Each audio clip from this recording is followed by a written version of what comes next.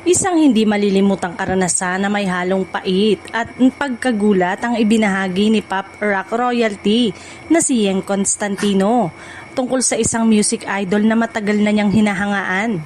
Sa pinakabagong episode ng Ang Walang Kwentang Podcast, tinanong siya ng host na si JP Habak kung meron ba siyang idol na sana ay hindi na lamang niya nakilala ng personal.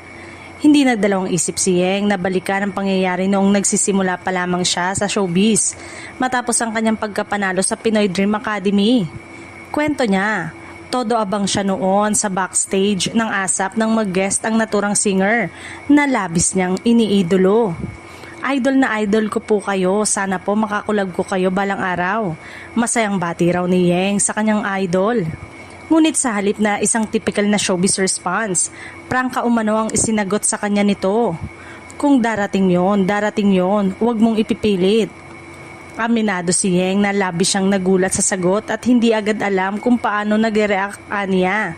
Hindi niya inaasahan ang ganong tugon mula sa isang taong matagal na niyang hinahangaan. Hindi ko makakalimutan yon. Hindi alam kung may iba ba siyang ibig sabihin doon. Parang sobrang nastan ako pagbabalik tanaw niya. Dagdag pa ni Yeng, inaasahan sana niyang kahit papano ay bibigyan siya ng isang magaan na o showbiz na sagot. Ngunit sa halip ay diretsahan niyang na real talk. Sa kabila nito, isang nakakagulat na twist ang kanyang ibinunyag. Nagkaroon din pala sila ng collaboration ng misteryosong idol kalaunan.